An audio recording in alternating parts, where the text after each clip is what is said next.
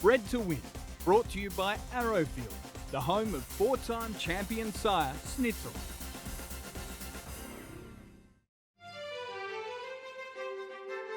At 10 million, take 500 more at 10 million.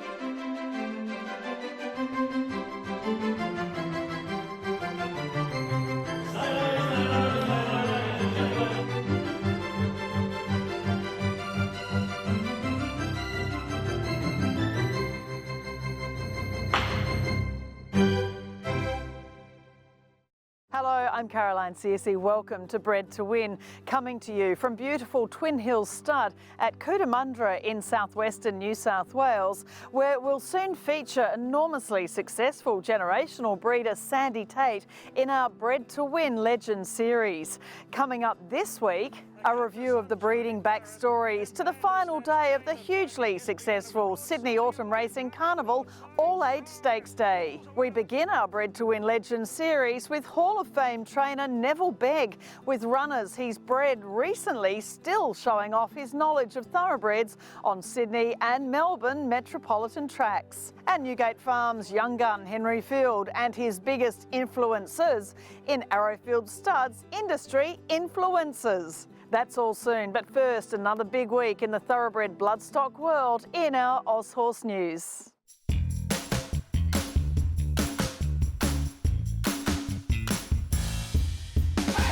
But Lonhro, all systems are go now, and Sydney's thoroughbred idol raced clear from Grand Army. It's a rare thoroughbred indeed in the history of the breed worldwide, who transfers their racing ability as a horse of the year into being crowned a champion stallion. But the mighty Lonhro, born as tiny but perfect, was such a rare beast, and the Australian racing and breeding industry and broader racing fans are this week remembering the deeds of the Black Flash, who died at the age of 25.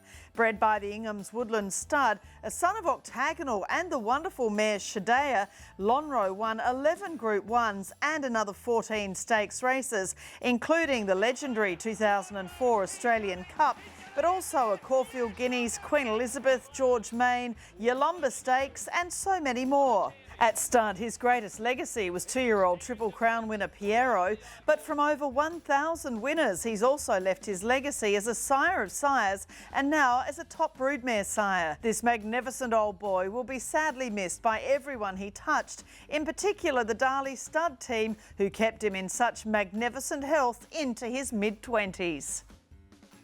It's Shaldine from Royal Scotsman. Shaldine has won the Dewhurst. In new season stallion news, two of the great global thoroughbred breeding organisations have come together with the announcement Juddmonte Farm, son of Frankel Shaldine, will stand the 2024 season at New Zealand's Cambridge Stud. A rare winner of the time-honoured Dewhurst Stakes at 2 and English 2,000 guineas at 3. Shaldine will stand at a fee of $35,000 NZ plus GST, with his book capped at 120 mares. Yulong Farm has announced it will stand a new son of Japanese sire sensation Lord Kanaloa, Panther Lasser, in the coming breeding season. A 2-year-old winner, he won in every year he raced, culminating in the Group 1 Dubai Turf, while he also finished second to Superstar Equinox in the Tenno Show in Japan. He'll stand for $16,500, while Pirata's fee rises to $66,000 off the back of group wins by Coleman and To Be or Not To Be, Alabama Expresses, Shangri-La Express, Caravas and more have ensured that son of Redout's Choice has had a fee increase to $55,000. The sale topper at Sunday's Inglis Gold Sale in Melbourne was a colt by young Newgate farm sire Tassort from the Denman mare Viascon from the family of star mare Streamer. Offered by Blue Gum Farm on behalf of Braybrook Thoroughbreds, he was bought by Trilogy Racing for $80,000. The Magic Millions National Broodmare Sale catalogue has been released, highlighted by the entry of star race mares TJ Smith Stakes winner Chain of Lightning and Queen of the Turf and Champion Stakes winner A Tissue, amongst a reduced 622 lots, with the Gold Coast sale held from Tuesday, May 28 to Thursday, May 30th. Magic Time looms on the outside. The Sydney Autumn Racing Carnival wrapped up on Saturday with 2 Group 1s in unfortunately drenched conditions. The $1.5 million all-age stakes was a second Group 1 success for Neville Beg's mare Magic Time, with John and Trish Muir, her breeders and owners from Milburn Creek, now talking Everests with the 4-year-old. Magic Time is from the Nakoni mare Time Awaits, winner herself of the SA Sire's Produce and Cinderella Stakes.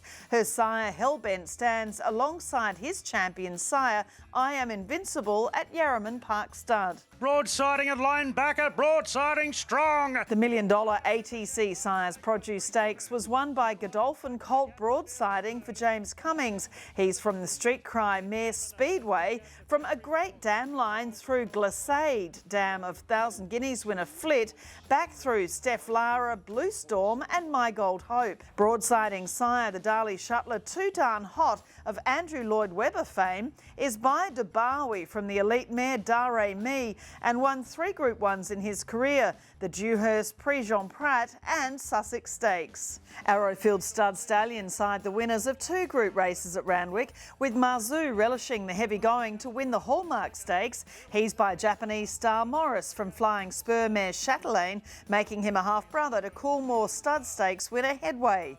And Conosana won the James HB Carr Stakes by Dundeel, who's having a stellar season on the track through the deeds of Celestial Legend, Militarise and many more. The Frank Packer Plate was won in a protest by Kintyre, the hallowed crown half-brother to Golden Slipper winner Fireburn from the So You Think mare Mullover. He was pushed into the fence late in the race, and the nose margin saw a protest upheld over first past the post Gold Bullion. It's overpass in front though from Oscar's Fortune, Amelia's Jewel. In Perth, Quokka featured back-to-back successes for Bjorn Baker, Derby Racing and Ram Racing in the $5 million feature, as overpass again denied star local mare Amelia's Jewel. By Golden Slipper winner Vancouver, overpasses from the Exceed and Excel mare Walkway, while the Group 2 2-year-old feature at Ascot in Perth, the Karrakatta Plate, was won by Bustling, a son of Frosted. At Morfordville, where the SA Carnival hots up in the next few weeks, Material Dreams win in the Nitschke Stakes was a first stakes winner for her sire Lean Mean Machine. The son of Zoostar stands at the Aquas Farm Base in Queensland. At Mornington in Victoria, Neville Beg's winning day continued, with Mahaba by Pride of Dubai taking out the Hariba Stakes. From the More Than Ready mare Blizzardly, the gelding's a half-brother to Magic Millions 2-year-old winner Unencumbered. Coming up after the break, one of the true gentlemen of the Australian turf and successful breeder Neville Beg in the first of our Bred to Win Legends series.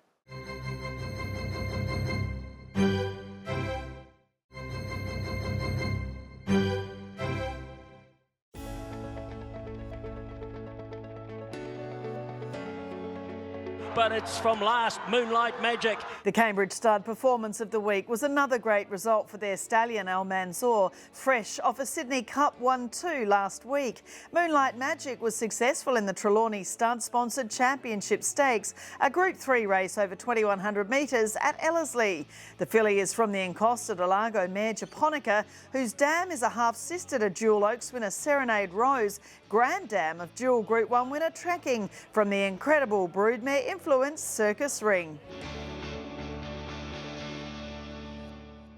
The racing and thoroughbred breeding industry has a funny habit of creating longevity in its legends. Think Bart Cummings, Tommy Smith, Jim Houlihan, to name a few.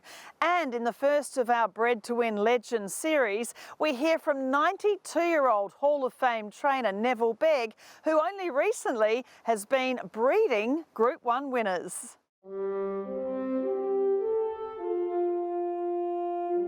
Please welcome Neville Beg into the Hall of Fame.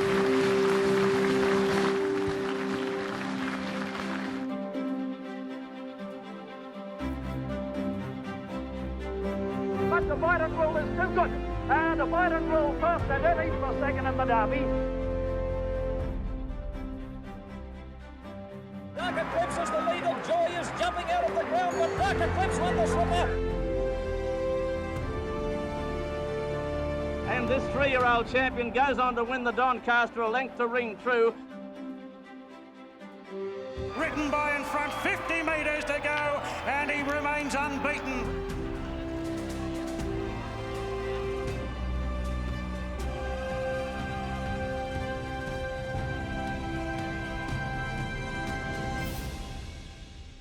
Neville, first of all, congratulations on the OAM, of course the Medal of the Order of Australia for service to horse racing as a trainer, and you've previously been inducted into the Australian Racing Hall of Fame. I mean, these are thoroughly deserved honours, and I guess it is wonderful when you look back to really think how people appreciate what you've done for the industry. Oh, thanks very much, Carolyn. It's a great honour, and I'm very humbly pleased to accept it. You know, it's unexpected, but it was very nice. Yes, the segment we're calling, you know, Bred to Win Legends, and you're obviously a legend of the industry in terms of not only Sydney but nationally, with the amount of time you've been involved, starting at the age of 14 as a stable boy for Maurice McCartan. You were with Maurice for 22 years. What did you first like about being around racehorses in those days? Well, Carolyn, I was actually brought up with stables in our backyard. I was born in Newcastle. My grandfather was a trainer. Two of my uncles were jockeys, and one was quite a prominent jockey. I was involved in horses from the time I was born. I sort of riding work when I was 12, 13, really, at Newcastle. So, I was always going to be in it. And of course, Todman, you know, he was with that time when you were with Maurice McCartan in 1957, the first Golden Slipper winner, and you have a wonderful press clipping of Todman at his first start here at Royal Randwick. The margin was incredible, 10 lengths or so. What was it like being around a horse such as Todman as a young man in the industry? I mean, he was, you know, the equivalent of a Winx in his day, such a popular horse with a huge legacy. Well, Mr McCartan received him to train as a yearling, and I broke him in, and I rode him all the time right up till he raced. But I had to ride him in a big saddle because he tried to drop you, he tried to throw you off. Almost talking about a couple of weeks before he raced, I rode him in a big saddle. And anyway, he turned out his first run in a race, he ran an Australasian record for 1,000 metres, and he won by a huge margin. That was the first year of the slipper, and they never had any lead-up races then, so we entered him in an open class welter, which he won, and we had another good filly at the same time, a filly called Concert Star, Star Kingdom filly, and she also won an open welter, and they run first and third in the slipper. He only had one other start. He ran the size produced, and Tulloch beat him. Tulloch had won the VRC Sires, and in those days they backed up on the Champagne Stakes, was run on the Wednesday, and it's 6 furlongs, 1,200 metres, and he beat Tulloch in that, and then he was rested after that. And people don't remember, he did win the Canterbury Guineas. There were 9 furlongs, you know, so he could run a bit of a journey. In those days, here at Randwick, there'd be 25 two-year-old trials before they ever raced, and then they'd go to Canterbury and have another set of trials, probably about 15, and then they had to sort them out for the Breeders' Plate and the Jim Crack Stakes. The actual slipper itself, that sprint trip, and now we look at so many stallions where most of these big stallion deals are done initially. It is what is driving a lot of the industry and the breeding industry. They're buying two-year-olds now that before they've run the slipper, looking at the potential of them turning out to be slipper winners and becoming stallions. Yep. And in 1967, you became a trainer in your own right here at Royal Randwick. How was it in those days finding owners? You're obviously buying at the sales. I guess you would have been given a number of horses as well. And I guess there were a lot of breed to race owners in those days. I started out with 4 horses. I was fortunate enough to win a race very early in my career, and I won a double early. I started to pick up a few horses from there, and that's when I fortunately was granted the stables at Randwick, and I had a lot more boxes to fill. I was fortunate, I got called to go to the AJC office one day, and I had to front the committee, and I thought, what have I done wrong, you know? And I went down and I said to the desk, how do I get to the committee room? Well, you go up the stairs there and up to your right. And you know, I got to the committee room, and there's one committeeman there. I said, yes sir, what am I wanted for? He said, "Oh, Mr. Begg, we'd like you to take over another stable, and there'll be 2 horses there." So I said, "Oh yes, so that'd be great, you know." Turned out the 2 horses was a horse called Divide and Rule, who was owned by Mr. Roden, and the other one was a filly called Affectionate, who was owned by Mr. Frank Thompson. I was fortunate enough, Divide and Rule won the AJC Derby, and Affectionate won the Queensland Oaks. So to walk into a stable, get 2 horses, and one's won a Derby and the other one won an Oaks, it's a pretty good effort. And of course, Divide and Rule was your first Group 1 winner. What do you remember about that major success? I'm sure it obviously then puts you much more in the spotlight as an up-and-coming trainer. It certainly helped me along a lot. I trained a few for Mr. Stan Fox for a little while, not many. Mr. Lloyd Foyster came along, and I had quite a lot of horses from the Foyster family, and I had a fairly good success with it. I had a very good horse called Planet Kingdom and mare called Gypsy Moss. And then later on, I became the trainer for Gore Eastad, Mr. Quanko. I had quite a bit of success for them. Well, even from the time I started, when you take Tottenham, he was owned by the breeder. Take horses like Fine and Dandy, Time and Tide, all those very, very good horses, they were all owned by the breeders. It was pretty hard to get past Tommy Smith in those days as the champion Sydney trainer. You were runner-up to TJ on 9 occasions, which is an incredible effort in itself. And I know he had an enormous respect for you. What was your relationship like with Tommy? Yes, thanks very much. Yeah, well, he was very good. You know, I never had any differences with him. I knew he was a champion trainer, and he was always had quite a lot more horses than I had, you know, but and he was hugely successful, but I thought I was doing quite all right to run second. 1978-79 was a kind of golden era for Neville Begg as a trainer. You had 88 winners in that time. Obviously there were a lot less race meetings then, but what was your favourite era as a trainer? Oh, I think in the early 80s, Emancipation came along, and we had great success with her, and I had quite another lot of young horses. One year I think I won 35 2-year-old races one year. Although I did have a couple of fillies that won 5 on end, so that added to the numbers quite good. And of course Dark Eclipse, another one, a daughter of Baguette, who won the 1980 Golden Slipper as well. A lot of the fillies you had, and obviously fillies we see now to this day, a trainer such as Ronnie Quinton or Guy Walter. Some people really have an affinity with fillies. Why do you think that is? Oh, I think that it's all goes with the training, you know, whether you're hard on them or easy on them and that, you know. Fillies are a little different than colts. I never treated them all that much differently, although I used to lead them off a pony a lot, you know. I used to pony them a lot, you know, and keep the riders off them, and they seem to thrive on that. Dark Eclipse, she was retained by the breeder, Murray Bain, Mr. Murray Bain. He retained her to race, and I was lucky enough to win the slipper. And Ron Quinton, who rode for me for over 20 years, we still get on very well. He's training a couple for me now. We've reversed the places, you know. Yeah, exactly, so. He's now trainer and you're owner. Yeah, owner-breeder with some of them, I know. Of course, Barramel Lodge, you know, that was the name of your training stables after the stud where Todman was bred. Of course, November Rain, a wonderful filly, Dalmatia, the Epsom winner, I love Dalmatia. And then I really loved Emancipation. So talking about one of my favourite horses of that era was this beautiful grey Millie, as she was known, and Graham, of course, we know was strapping her or caring for her as a stable staff member.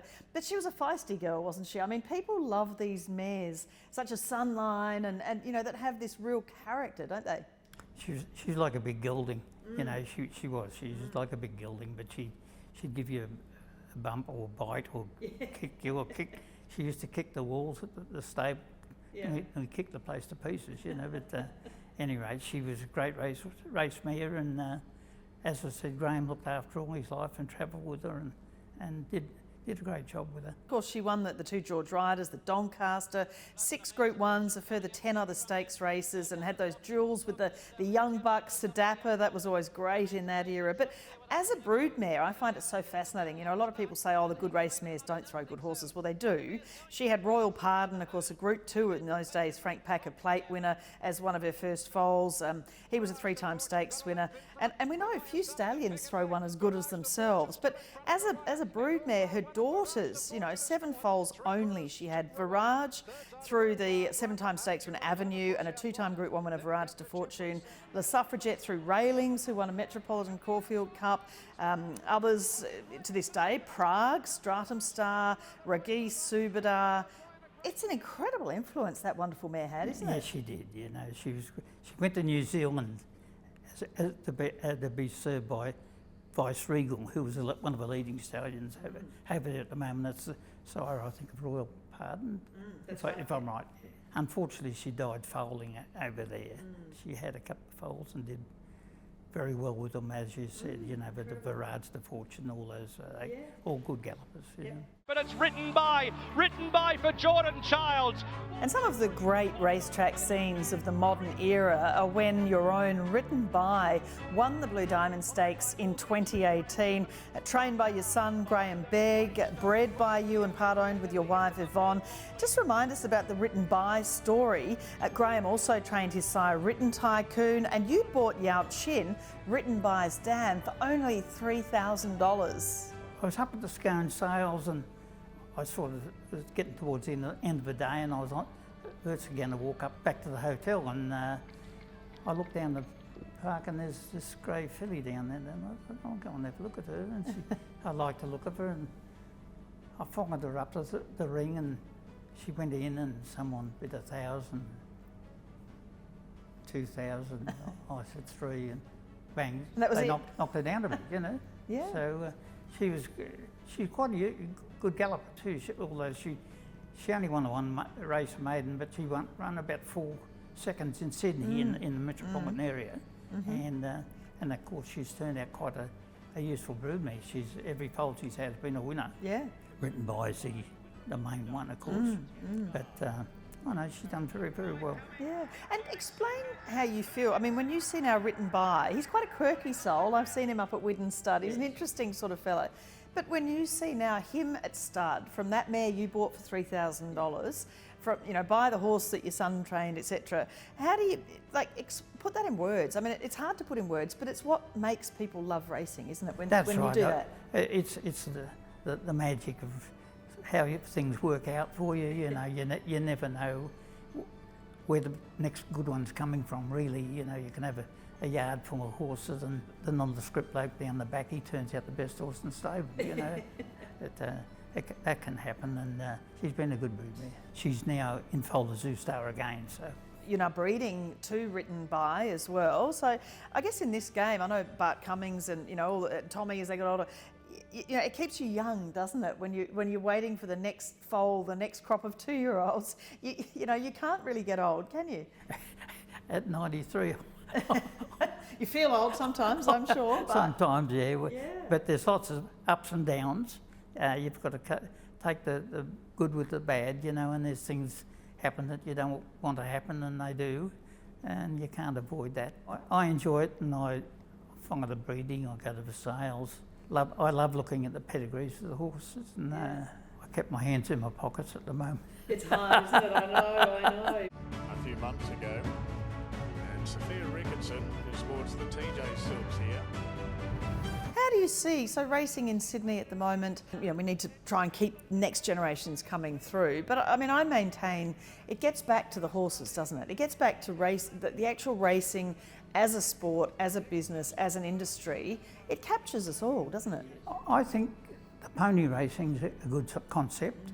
Not only the kids that are taking part in it, the kids that come along to watch, you know, and their mates are riding in the race, and that, I think that's a good concept myself. And of course, at the end of racing, there's a lot of work being done now to rehome thoroughbreds as well. You've worked so closely with them all your life. They're an incredible breed, aren't they? They are, yes. Well, a couple of my old horses have found very good homes. Old All Silent, He's got a very good home, and got a photo the other day of one of my old horses, Monopolise. He's 33. Yep. He's been well looked after and still alive. You know, he's a great old fella. And as I said, of course, having new horses to look forward to keeps everyone young in this industry. What is it that you're most looking forward to in horses you've bred or you're racing in the coming months? Carolyn, I've got too many. It's a good answer. But yes, I've got a couple of nice young horses. I've got a full brother that's written by, just come into training. He's a nice colt, and I've got another Star Witness colt who also called Donegal Bay. I like him very much. And I've got a Tornado filly in training, just going into training with Graham now, out of a half sister written by. So we've got a few young ones coming along, and I've got a Tornado colt on the ground out of the same mare. So we've got a few young ones to come along. So I've just got to last long enough to see them all. Congratulations. Neville Beg, ladies and gentlemen.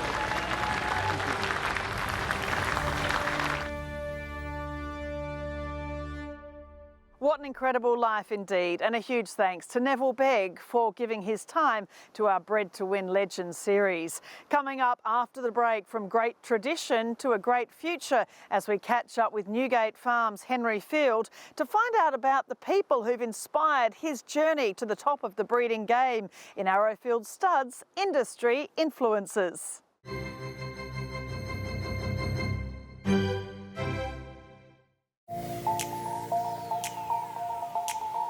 Caroline, there's been three great influences in my career in the horse business. The first would be Gai Waterhouse. Took me under her wing when I was 14, taught me about work ethic, taught me about drive, taught me about how business works, and really gave me a taste of what success looks like. Then I finished school and I was lucky to do the Get Off and Flying Start program, worked for Coolmore, but I started my business Newgate in partnership with two of the brightest people that I've ever been lucky enough to meet, Matthew Samblom, Gavin Murphy. Matthew gave me the optimism that I could build a great business like he has, and he's built a business in the educational sector from the ground up. Gavin, unquestionably one of the brightest guys, and really is the backbone of Newgate. So between Gai, Matthew Samblom, Gavin Murphy, they're the three people that have unquestionably influenced me the most in the horse business. You know, just putting you in the right direction. Like, as I said, Gai really taught me about work ethic and just seeing that it is possible to be successful. You know, Gavin's integrity is just incredible. The way he looks at business, the way he analyses the problem, Matthew's ability as an entrepreneur and to have built a huge business himself that, you know, a lot of the lessons for Newgate have come from how he's built his business. You know, having people around you, especially when you're young, that can be a great influence and a positive influence, well, I'm sure that's been, you know, maybe the difference between me personally having the success in this industry that I've had.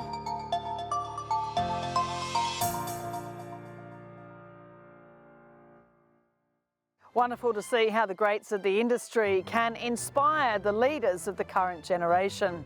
That's all for this week on Bred to Win. Don't miss next week's show as we catch up with another Bred to Win legend, breeder of Tie the Knot, through to this season's star filly Wings of Song, Sandy Tate, and Yulong boss Vin Cox, and the industry influencer who set him up for his leadership roles in the breeding industry. That and much more next week. I'm Caroline Searcy. I look forward to seeing you then.